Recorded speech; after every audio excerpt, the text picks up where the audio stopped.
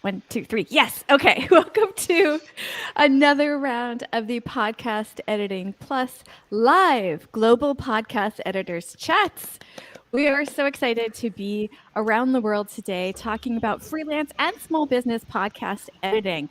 I'll introduce our guests today from around the world will introduce themselves in just a couple of minutes, but I wanted to tell you some really key things about Podcast Editing Plus itself. It is just after 9 a.m.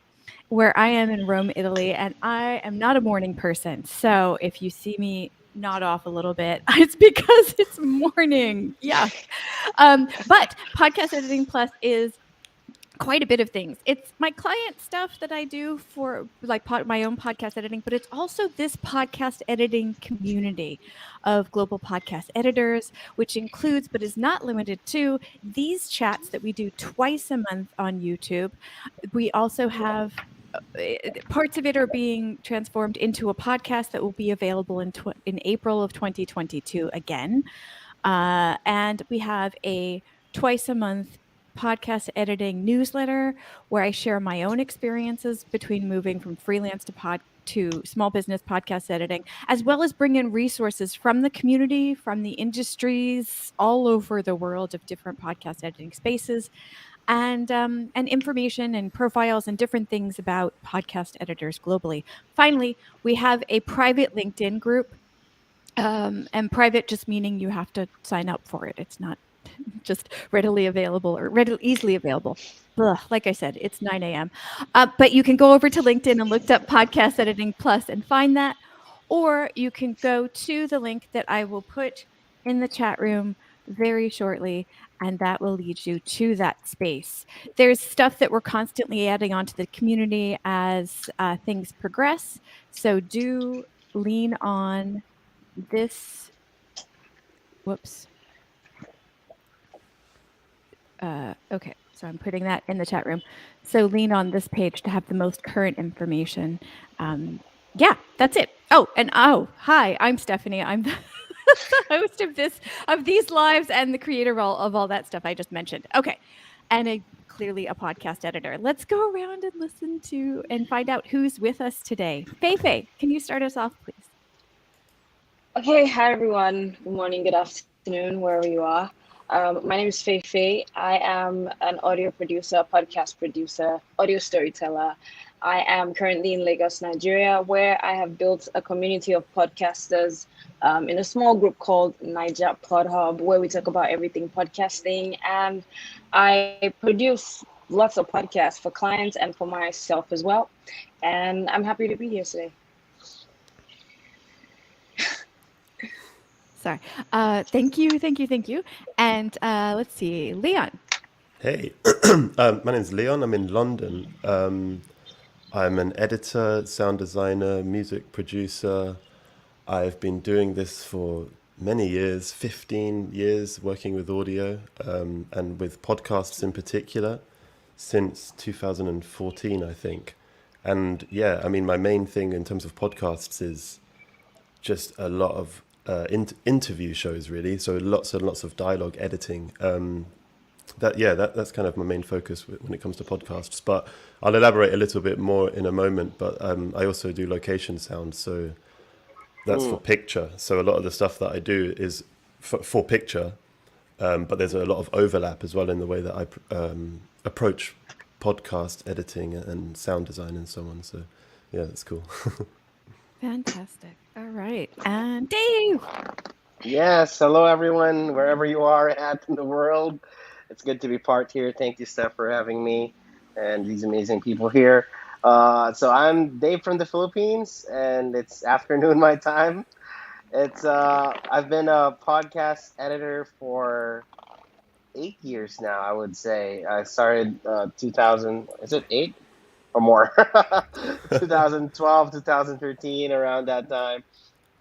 No background in music, but I am a frustrated musician. So I played the guitar in a band before and had hang out with people in the band and music studio and stuff like that. So it piqued my interest, and it was just a blend of from working and doing jobs online and figuring out, oh, there's a thing called podcast and podcast editing, and that's how I got started. And lucky enough to work with a big show in the U.S. called Bigger Pockets. They've been in the real estate industry, so they're probably the top one currently. I'm not aware of any, the ranks now, but yeah, they've been bragging about that, so I think they are. So I had a lot of other shows in line with that, but over time, duplicated myself and form a team. So I have a mini podcast agency that I've built here in the Philippines. So yeah, that's where I am at now. Fantastic. And in Dave's information over in the chat room, I've also put the link to not only his stuff, but the last time he was on our channel, he did a workflow. He was kind enough to let me interview him about his workflow because he manages over 100 shows, and that blew my mind. So I had to ask him questions about that. So do dig into that video also. Oh, that sounds amazing. It was, 100. I can't even get to 10. My brain just explodes. So, yeah, right? And Feifei, I love your gaming chair. It, so don't worry. You love my what? Your gaming chair. Your chair. Oh. It's like a gaming chair, right? Thank you. That looks so comfy. It is. It is. Okay. And this is a good time to say to the podcast editors who might be watching this live or later, if you'd like to come on the show, is it a show? I don't know. If you'd like to come on and have this conversation with us, I'm going to drop the link to the form to fill out, just so I have your information for the show notes. I can speak. Just go ahead and fill out this form, and we'll get you signed up for a future chat. Because we are global, we're rotating the days and times. So twice a month going forward, we're going to have one time that's North America centric because that's where I'm from, and the other time that is somewhere else in the world friendly. So that information is in the chat room. Let's get to the editing part. All right. So our first question is super complex. It's what are you working on? So we like to plant ourselves in the current. Like this past week, I know it's only, it is Thursday. So yeah, so within the past week, what are the projects that you're working on? Whatever you're comfortable sharing that, can go into the world without upsetting your clients. Let's see, we started with Feifei last time. So let's start with Leon. What are you working on? What have you been working on lately? Well, so in the last week, there's something I've been doing which is kind of interesting because it's not a podcast, but it's not an audio book, and it's an experience. It's for children, and the company, they have lots of different schools in their sort of portfolio, and they sell these headphones and support and these sonic experiences for kids to interact with. They all wear headphones together and walk around. So there's a team that makes it, like in the classroom. There's a team that makes them. So there's composers, sound designers, and recordists for the VO stuff. So I've been doing the sound design for that, and I've just signed off on one about climate change. So there was lots of flooding, and it's fun, and it's just so that's great. That one I've been working on for the last week. Apart from that, I've also been doing some music production for another podcast, which is the theme music. So that's a kind of interesting. Gotcha. Let me rephrase the question. What kind of podcast editing have you been doing the past week? Yeah. Well, so the music production, that one is for a podcast. So that's the theme music and the stings. And then I've been working on another one for conservation, so sustainability around the environment and so on.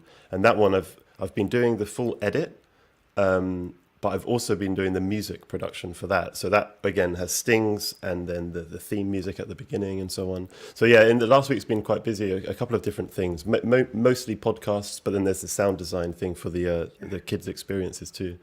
That's so cool. Wow. And I noticed that with a lot of podcast editors that they've got other projects outside of podcast editing. So there's quite a bit of juggling going on. That's very cool.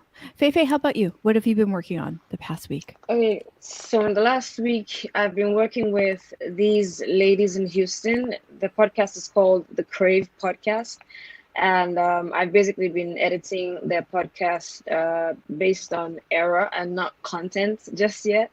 And alongside that, I'm also trying to prove to a client who is on YouTube that they don't need hour-long episodes by editing their hour-long episodes to 30 minutes. And in the last week as well, a client asked that I put together a podcast concept for the World Cup. So I'm working on those. Wow. Okay. I need to ask some questions about that. How are you Okay. convincing them to go less than an hour? Because I'm trying to do this with a client right now too. Okay, so first, they believe they have very interesting banter, and which is true in some areas of the podcast. But there's areas where I always feel like one person is just echoing what the other person is saying, and we don't need all of that information. And one of the reasons why I was trying to ask them to make it shorter is because they keep coming off more as a vlog, or I don't know the right word to use, than a podcast because of how it's all set up. So I keep telling them, I know you have interesting takes and interesting opinions on certain subjects, but I can prove to you that making this shorter would even make it more interesting, because a lot of times it's just gaps of sometimes irrelevant information that you think is interesting, but it's more personal to you than something that someone else would want to listen to. It's not even been that easy, coming to this point where they're like, okay, we can try it out, because we've been having this conversation for about 3 weeks, and they are convinced that, look, this is what our audience wants.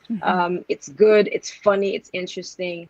And I say, just give me a chance to prove that the 30 minutes content will even get you more interesting stories, and will keep you up, because the audience falls out at about 45. So it starts maybe like Wow. 1K and then starts dipping at about 45. So I'm like, okay, let's try to make this shorter. But I'm hoping that my current edits will convince them, and I'm also hoping that they see that it's not about the length, but about how good the story is. Yeah.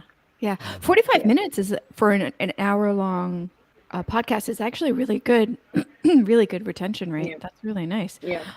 This brings up a really good question, and I will get to your current projects, Dave, I promise. But Leon and Dave, how much input do you give your parents? Wow, where did my brain go?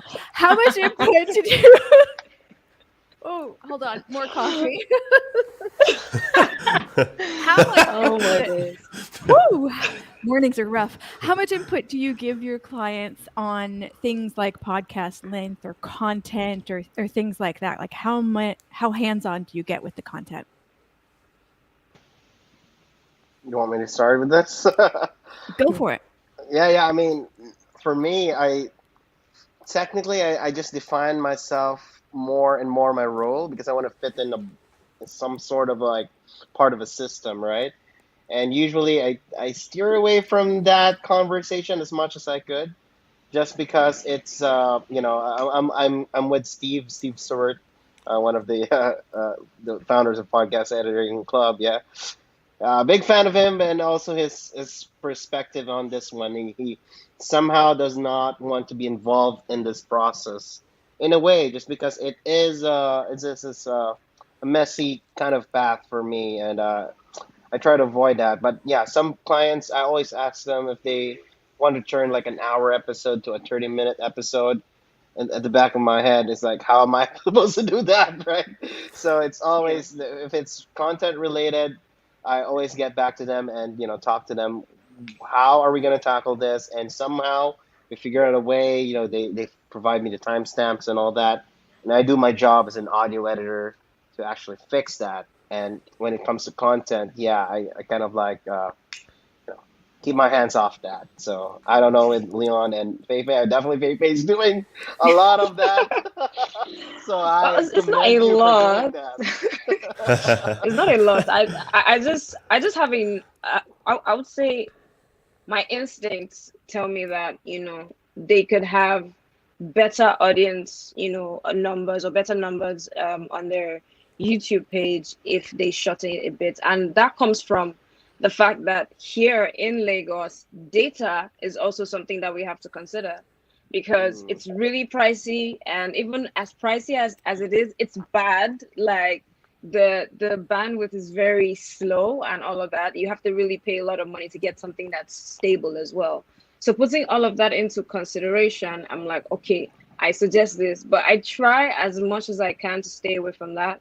And mostly I also ask clients for timestamps of stuff they want to keep. So when I'm editing, I don't take those out. That's a cool way to do it. Yeah, that's an That interesting is way. really Yeah. good. Yeah. Yeah. And I think part of it, I don't think there's a right and wrong to this. I think it's a matter of what Yeah. like asking the client and just having that conversation. Like, am I editing, or do you want input, kind of thing? And knowing what you want. Like, don't offer something you don't want to do. Like, I rarely offer show notes because I hate summarizing. And so I just don't. So it's just a matter of being very clear with your client about what you're willing to do, what you can do, and what you want to do. But thank you, Dave, for mentioning Podcast Editor Academy. I love that group, and I'm going to put their information in the chat room for anybody that's not involved with them. Shame on you. No, just kidding. No shame. No shame. Leon, how about you? How hands-on do you get with this stuff? Really similar to Dave. I really focus on the technical side of it, so the editing and processing of sound. So when it comes to the production side, I tend to work with people that are more doing that. But if I am involved in some way, again, similar to Dave, I respond to timestamps. And there's a kind of a back and forth process. There's one show I do, which is, I do quite a lot of sports podcasts as well. And one of them is a cricket show. And the process for that, I really enjoy it. It's super efficient. I do like a full long pass, and then it gets sent over, and I get all these timestamps back. And I think that his job as a producer, I'm comfortable with. And I think that he chooses really good bits to cut.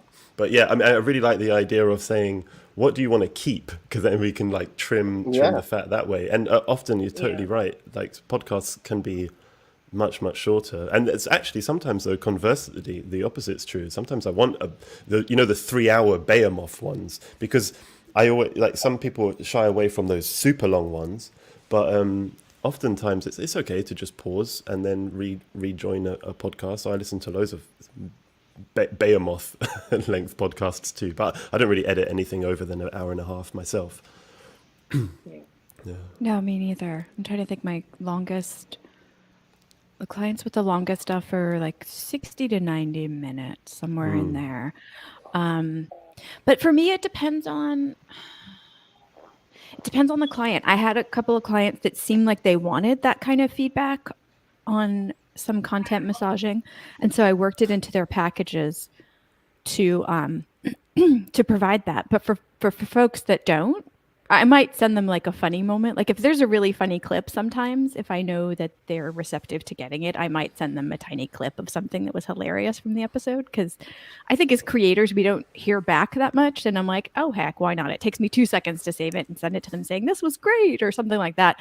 But in general, I have a conversation with them at the beginning, like what kind of feedback they want, if any, and what I'm willing to do. Again, I don't offer things I wouldn't want to do. And then I give that kind of feedback. And some of it is time length. Some of it is formatting. Some of it is ways to word stuff. Because my clients aren't generally launch people, aren't new podcasters, but they still might be a little bit clunky on some of their wording into different segments of the thing. So I might introduced some stuff there, or I guess producery kind of stuff, but without a heavy hand. Not like, do this, you should do that, but like, I've heard some people do this. That might help. Yeah. So, but never with the shoulds. So anyway, yay, Dave, I promised we'd get to you. What have you been working on? Oh yeah, so totally forgot about that question. Anyway, Sorry. so I'm mainly, my role here in our team is mainly just onboarding new shows. I usually take care of the new inquiries and trying to get our best foot forward out there. So one client that I reach out, prospective client. He's into real estate, and he's doing like a Joe Rogan kind of style or show, but it came out pretty hard actually.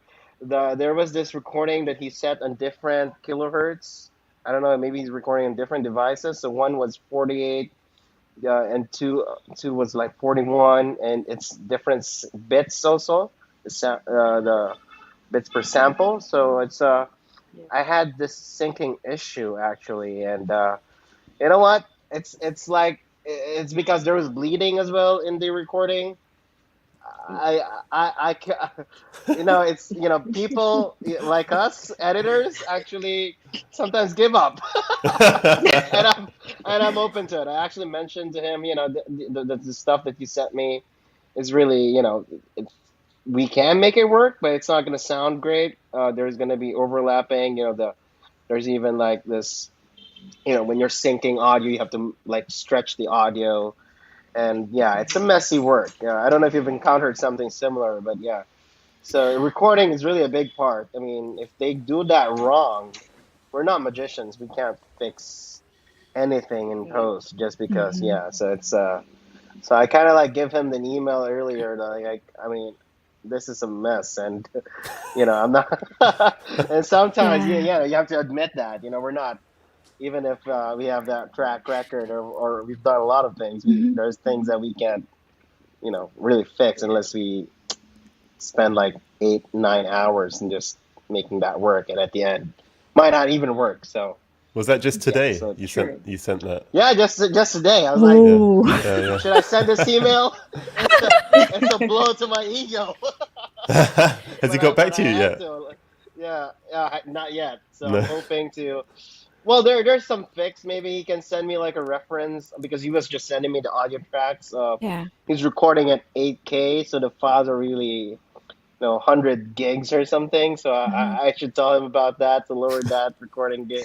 They don't need that much in for 4K and all Yeah. that 8K stuff, right? So I remember the first time I encountered different rates on different tracks was when I was for my own podcast, and I actually didn't realize that was the issue until I got about halfway through, and then I imploded in a Facebook group, going, "I just don't understand.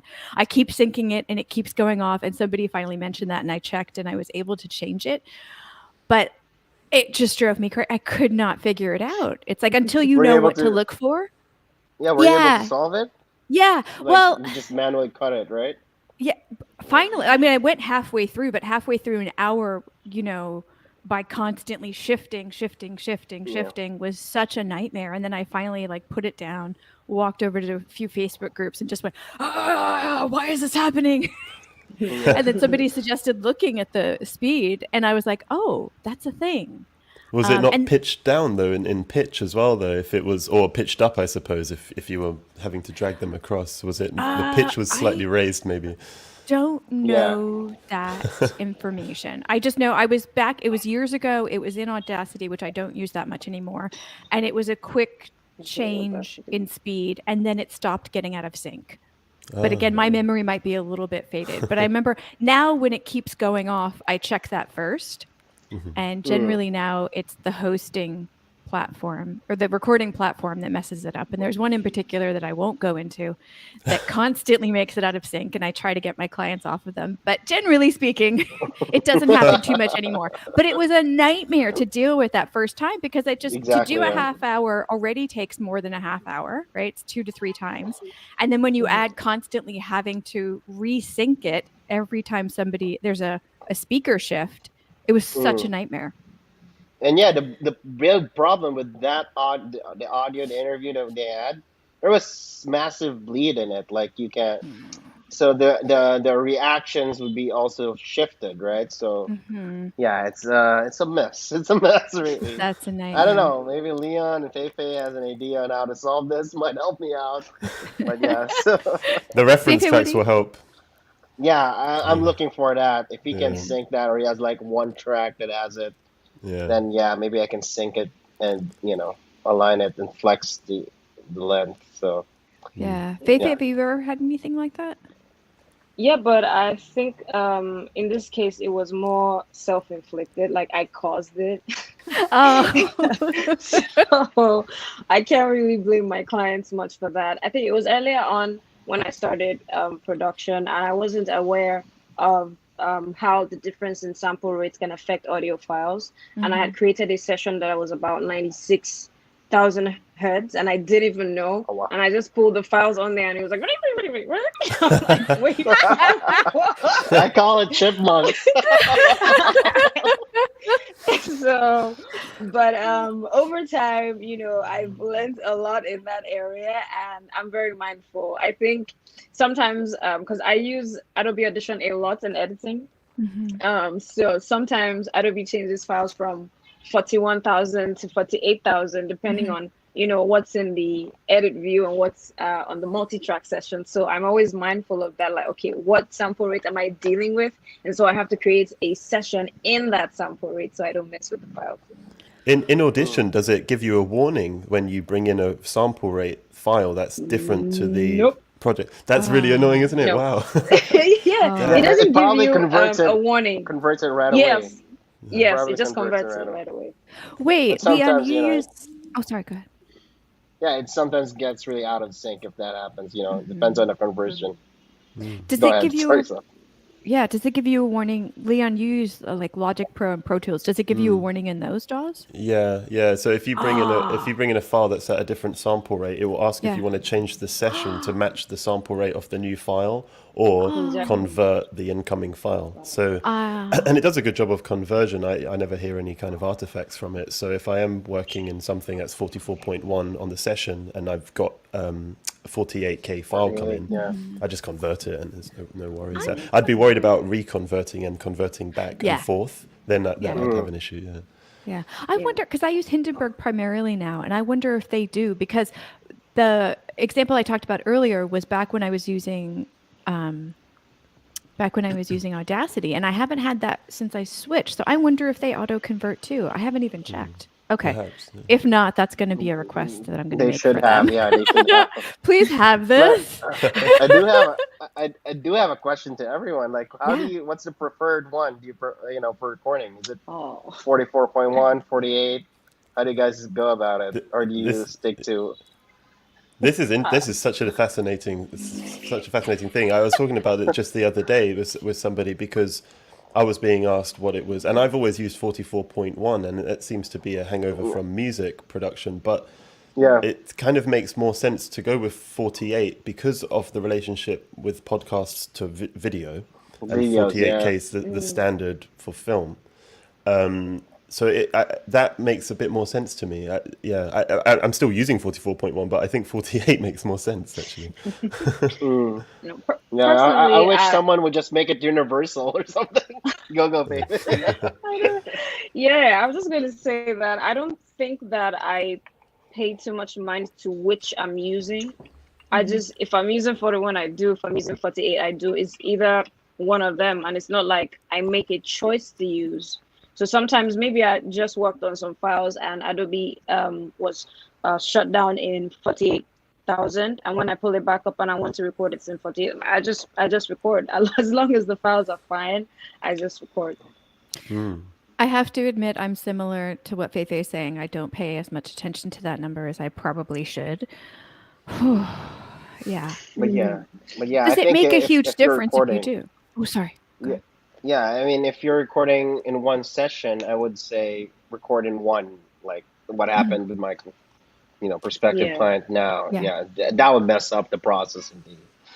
When you're converting files. Although it's 48 and 44 is not that far, I would say. Yeah. In a Yes, sense yes. that you can convert it easily. I think just Yeah. converting it prior to doing some, editing would be helpful. But yeah, there Yeah. will be audio drifts and sync issues still, for sure. Yeah. Yeah. I Yeah. I have a question for you, Steph. You've mentioned Audacity a few times, and I want to know what you like about using Audacity and how much audio production work can be done in Audacity. Probably a lot, but I switched about a year and a half ago to Hindenburg. Well, I tried to switch to Audition and my brain imploded. So then I switched to Hindenburg.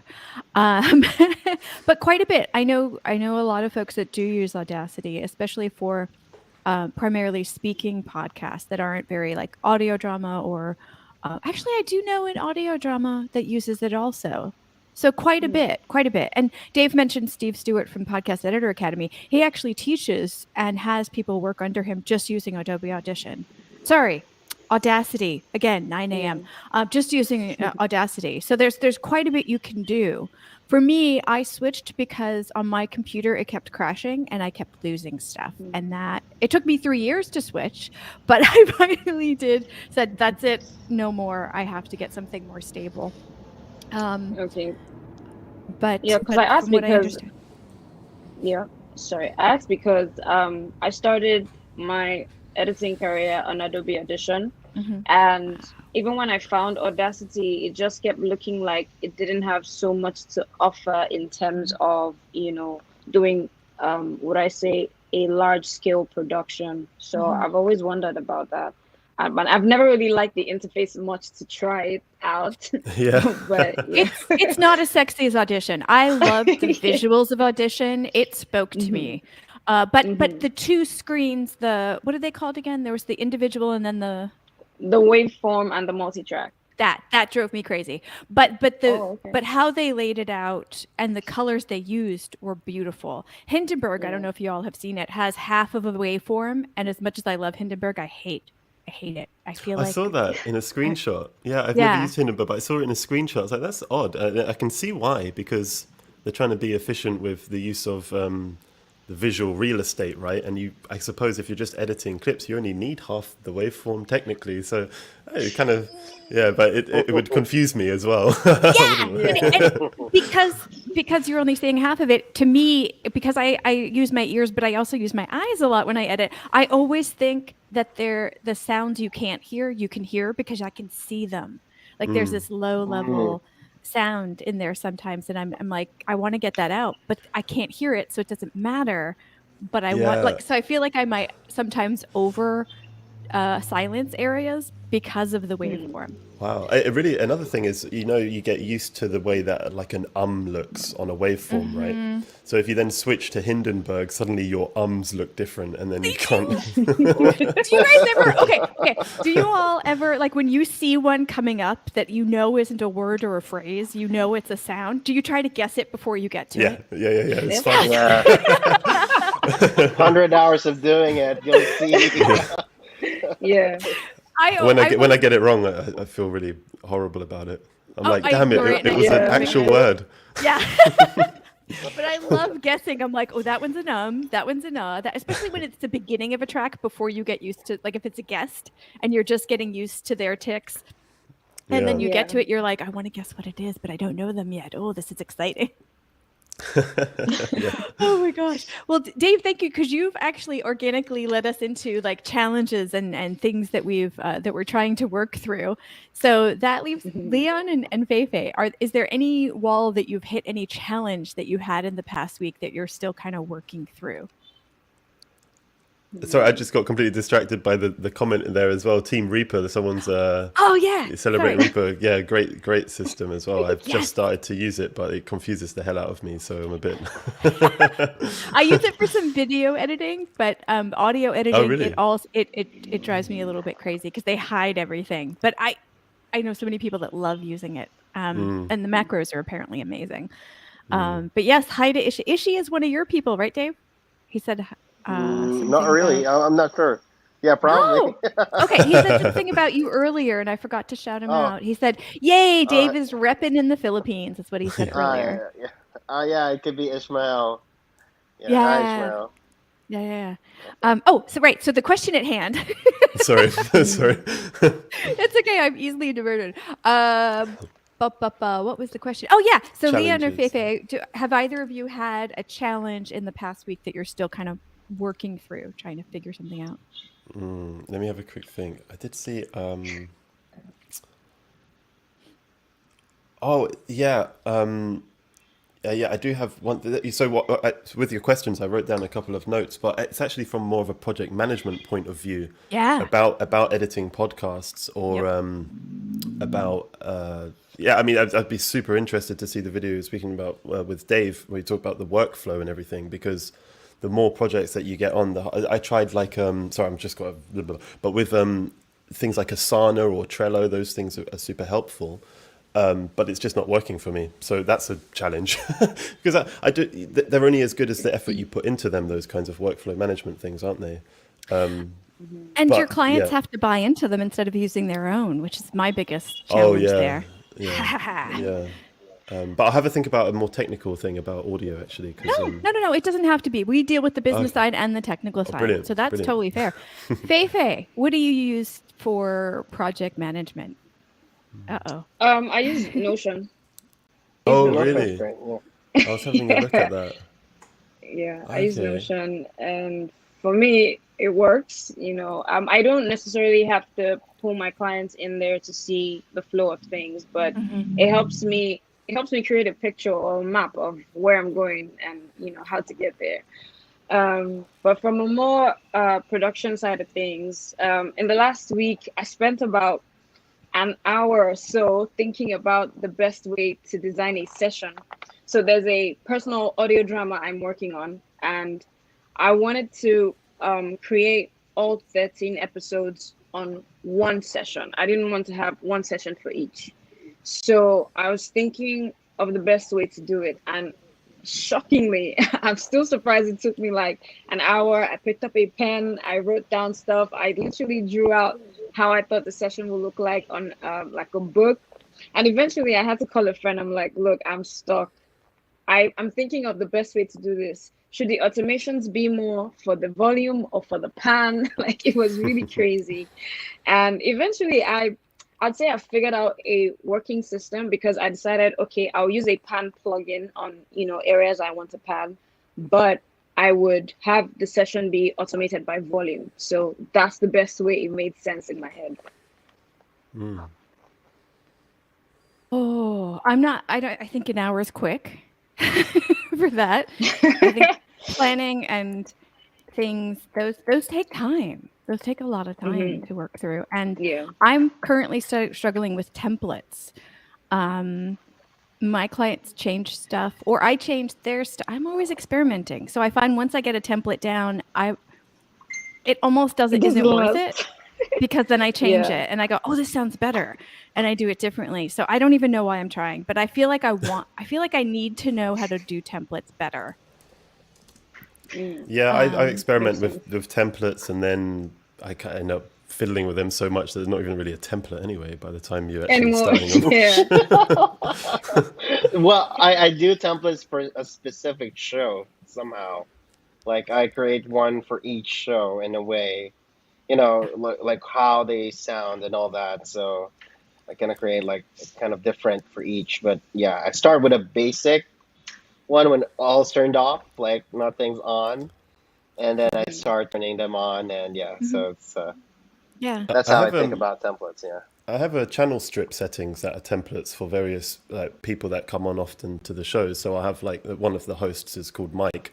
So I just have the Mike channel strip settings, and it's got Yeah. he's usually in the same place. So like the EQ is about the same, compression's the same, and blah blah blah, de-essing and so on. Which actually reminds me of another thing that I would really like to get into, which is like what people's approach to loudness is and lufts metering, and if anyone is doing that. Ooh. Kind of interesting topic there. Yeah. 16, 19, or negative 16, negative 19. Negative. That's what Where I do do. we Yeah, fall? that's what I do. I do mine as 16 as well. It does seem Yeah. quite loud, but it seems like it's the Apple Podcast recommended, isn't it? I Right. think so. Yeah. I go on that too. So that's interesting. But Me I too. wouldn't. But I I've wouldn't, heard yeah. different folks say different things on it. And to be quite honest, it's one of those details that for me, I can't hear that much of a difference between the two. So for now, I am sticking to the negative 16. And I am one of those weird editors that uses this to edit because that's what most listeners use. And I figure I want to know what they're hearing. I know Yeah. that's taboo, but I'm sticking by it. That's really popular in music production, and mixing Really? for music. Yeah, I mean, people are always referencing mixes on AirPods or Apple earphones, or they'll in nice speaker studios, very nice speakers. But then there's a second set of audio monitors to listen to as a reference mix, which is a mono, like a crappy little thing.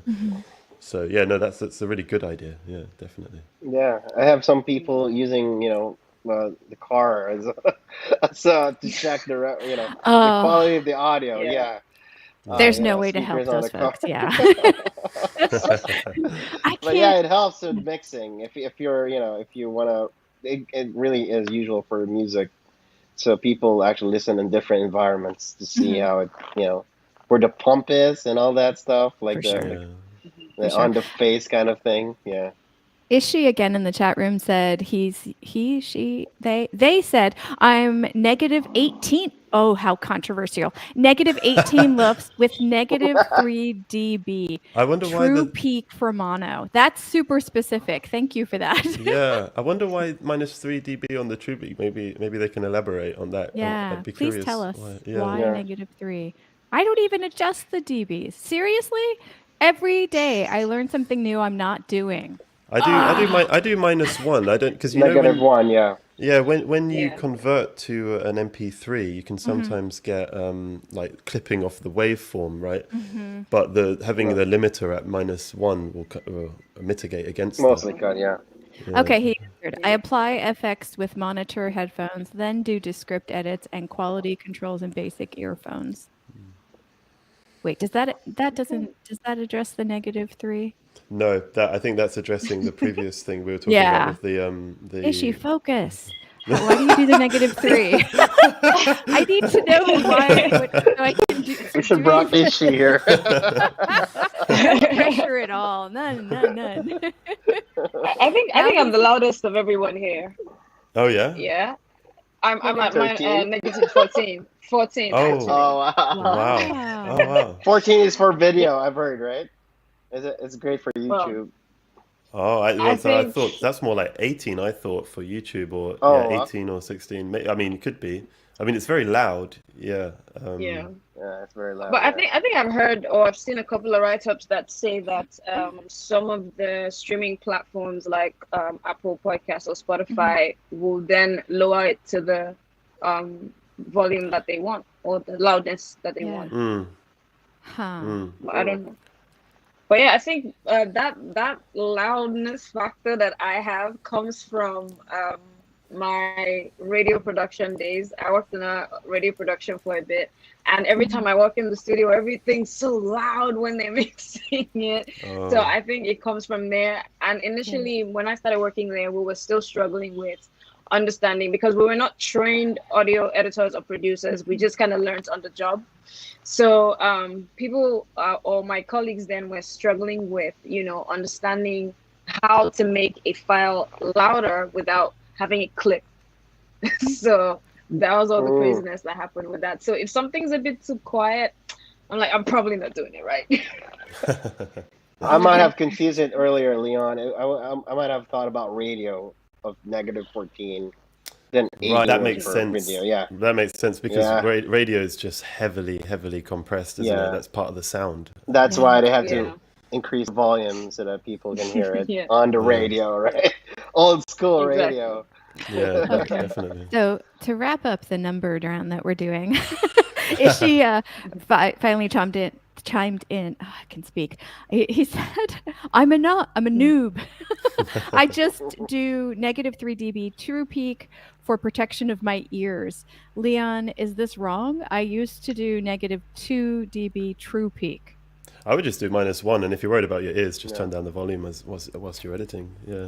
Oh, That's the way to- logic. Oh, okay. Yeah. So yeah. yeah. Yeah. Wow. That- Yeah, Okay. one Yeah. technique one technique I use actually is just use the same volume. Mhm. Because I use like the Scarlett Focus on my computer. Yeah. I just set it to one volume ultra out, and I can tell already. As This it's- is the loudness, ideal loudness that I'm hearing. So That's not a- switching yeah. it every time. Yeah. Yeah, I try to do the same. I've tried to sort of somehow calibrate in such a way that my headphone knob over here is always straight up, so it's super easy. Yep. As long as it's up, then that's the volume. But I sometimes will put it here as well if I'm working on something particularly Yeah. loud. But yeah, I keep bearing in mind because I listen to different things throughout the day, even when I'm not editing. So I have been rocking the loudness meter in Hindenburg, and so I make sure that those levels are within a certain range. oh okay. So regardless of what I'm hearing through my headphones, whatever my volume's at, they're hearing about the same. Yeah, I mean that's great that Hindenburg has that. That what's something nice about Logic is it has a loudness meter built in, but when I'm in Pro Tools, it doesn't. So then I use the Waves WLM Plus, Yeah.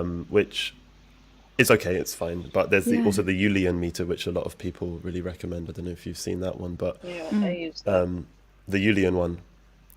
I might need to switch over because Waves is giving me trouble as well. It does this really stupid thing. I've managed to fix it finally, but in Logic, Waves outputs some data like every moment or something, and it's because it can record automation of the loudness over time.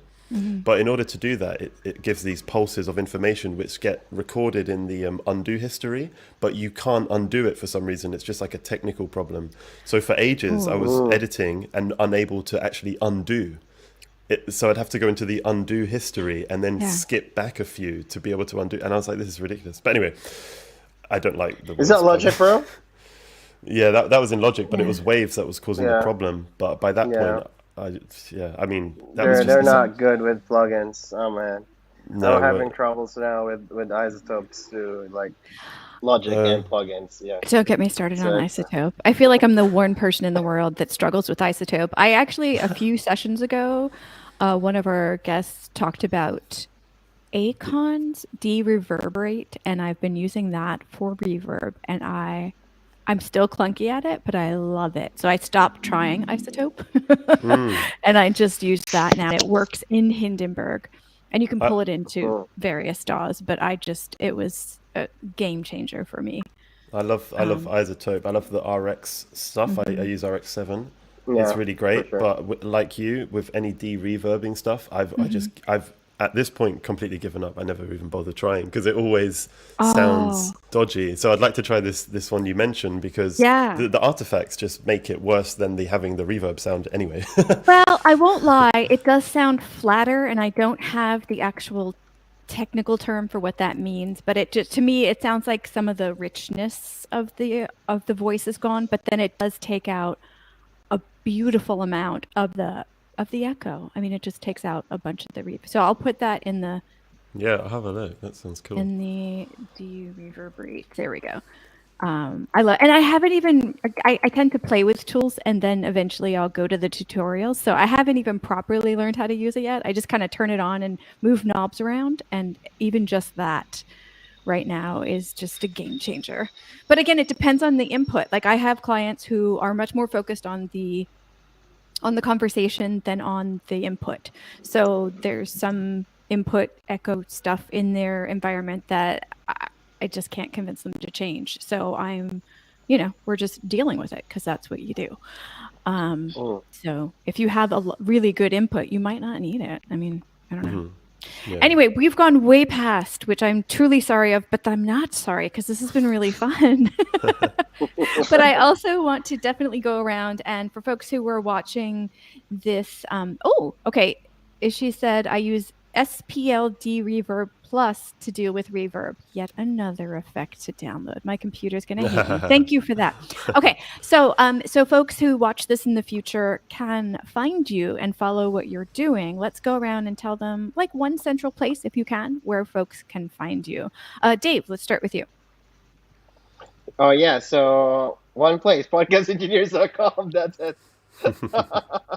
Awesome. Feifei? I'm on Twitter at I am the Feifei. I'm always there. Great. And Leon? It's lrg-avm.com is my website. I'm currently still trying to build it. It's a glorified business card at the moment, but yeah, that's something that I really need to work on, making my website really great. But and then my handle is underneath leon_lrg.audio.visual.music, which I use for Instagram. I'm not on Twitter, but maybe I should be. Fun fact, the Podcast Editors Mastermind podcast, that's a lot to say, just had an episode about podcast editing websites. I'm going to put that here. I know you do more than just podcast editing, Leon, but just in case you want to take a peek at that episode, their stuff is really good. They brought on an expert for websites, a website expert. Amazing. There we go. Yeah. That's specifically for podcast editors. So yeah, there's that. And for me, I'm Yeah, here we go. This is my Twitter, Instagram, Facebook handle, and it's also Steph Fuccio. Here is also my website and Gmail account.